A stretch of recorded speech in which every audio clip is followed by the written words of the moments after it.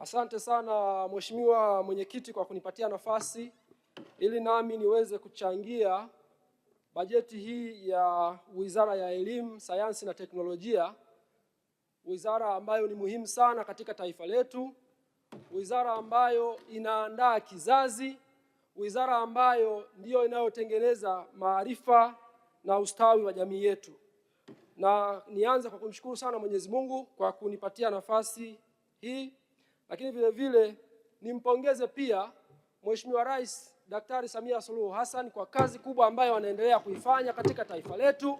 Sisi wote tunaona mageuzi yanayoendelea kufanyika katika wizara hii ya elimu. Kwa kweli lazima tumpongeze kwa sababu tunaona kazi anayoifanya. Mheshimiwa Mwenyekiti, ukiangalia katika hotuba iliyowasilishwa hapa, ufaulu umekuwa ukiongezeka, na kwa mwaka uliopita darasa la 4 wamefaulu 88.91. Ukiangalia darasa la 7 wamefaulu kwa 81.8. Ukiangalia kidato cha pili 91.13. Kidato cha 4 94.15. Na Mheshimiwa Mwenyekiti, hata katika wilaya ya Kakonko mimi binafsi nimeshuhudia namna ambavyo Mheshimiwa Rais amewekeza katika elimu, kwa sababu shule ya sekondari ya Amani Girls Secondary School imekuwa ya kwanza katika mkoa wa Kigoma kutokea katika wilaya ya Kakonko. Kwa hiyo tunamshukuru sana Mheshimiwa Rais, tunaipongeza sana kazi kubwa inayofanywa na wizara yetu hii. Mheshimiwa Mwenyekiti, ukiangalia yapo mambo mengi ambayo yameendelea kufanyika. Vyuo vya VETA vinaendelea kujengwa, na sisi katika wilaya ya Kakonko tunaendelea kushukuru kwa sababu chuo cha VETA ujenzi wake umefikia 77%.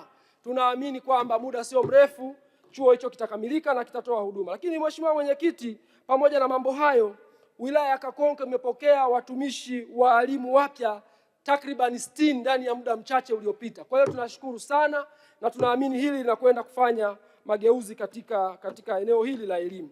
Mheshimiwa Mwenyekiti, pamoja na mambo hayo na pongezi hizo, yapo mambo machache ambayo katika wilaya ya Kakonko tungependa kuona pia yanafanyika ili tuweze kuendeleza ufaulu wa watoto wetu na kuifanya elimu iweze kupaa zaidi. Kwanza kabisa, kama nilivyosema awali, tunaomba chuo hiki cha VETA kiweze kukamilika ili hawa wanafunzi wanaomaliza shule za sekondari basi waweze kupata sehemu ya kwenda. Lakini la pili, tumekuwa tukishuhudia uhaba wa mabweni, na mojawapo kati ya shule ambayo ni muhimu sana imekuwa ikihudumia watoto wenye mahitaji maalum, shule ya msingi Itumbiko. Shule hii tunaomba sana wizara hii ya elimu itusaidie kwa kushirikiana na TAMISEMI ili tuweze kuongeza mabweni, watoto wetu wenye mahitaji maalum tuweze kuwachukua na kuwaweka pale ili waweze kupata ujuzi. Mheshimiwa Mwenyekiti, pamoja na hilo, zipo shule za sekondari 2, shule ya sekondari ya Gwanumpu na shule ya sekondari ya Muhange. Shule hizi tulipenda ziwe shule ambazo zitakuwa na kidato cha 5 na cha 6, lakini tumeshindwa kuendelea mbele kwa sababu ya uhaba wa mabweni. Tunashukuru serikali kwamba tarehe 13 ya mwezi Aprili, mwezi uliopita, tumeweza kupata shule 3, usajili wa shule 3 za kidato cha 5 na 6, na hii inakwenda kuongeza shule hizo kufikia idadi ya shule 5, wakati awali tulikuwa na shule 2 peke yake. Kwa hiyo tunaomba wizara hii ya elimu tuangalie na tuweze kupata ongezeko katika eneo hilo la mabweni. Mheshimiwa Mwenyekiti, pamoja na hilo, ili tuweze kutengeneza ufaulu mkubwa kwa watoto wetu, tunahitaji kuwa na mazingira mazuri ya watumishi wetu. Zipo shule ambazo zimekaa katika maeneo ambayo upatikanaji wa nyumba za kupanga ni changamoto na nyumba za walimu ni sawa na hakuna, ni chache kabisa. Nitataja mfano wa shule 3. Shule moja inaitwa shule ya msingi Nyamwilonge.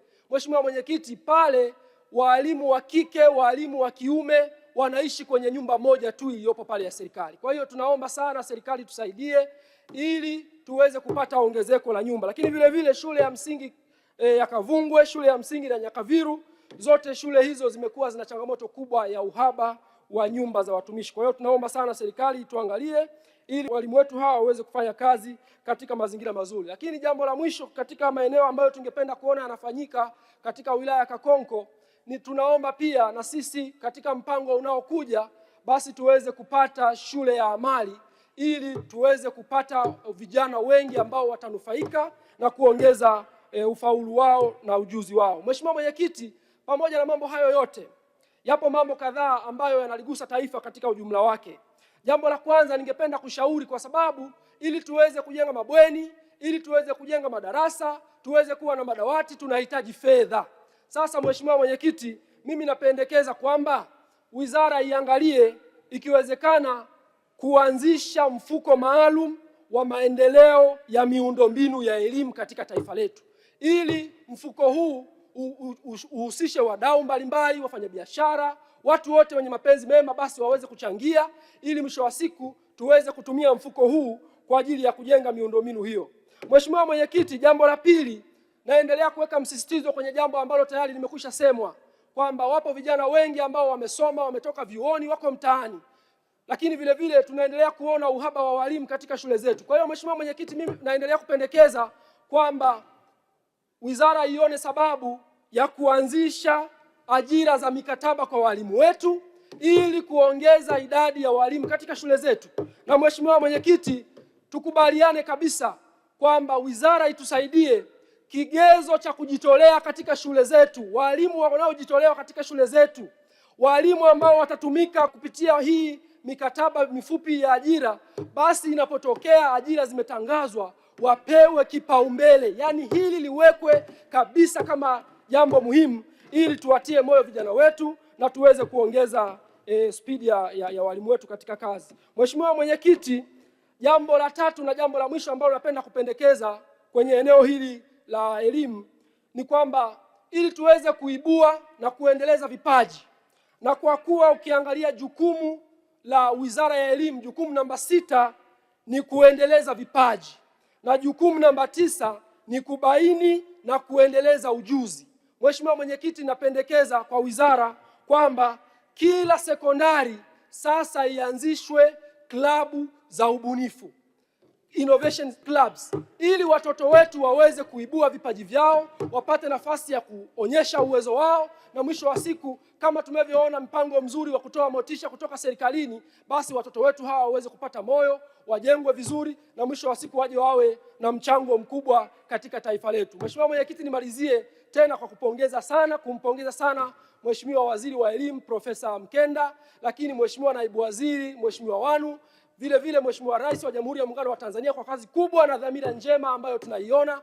Sisi kazi yetu ni moja, ni kuwatia moyo na kuwapatia ushirikiano kuhakikisha kazi wanayoifanya inaendelea kuleta matunda katika jamii yetu. Baada ya kuyasema hayo, Mheshimiwa Mwenyekiti, naunga mkono hoja. Asante sana.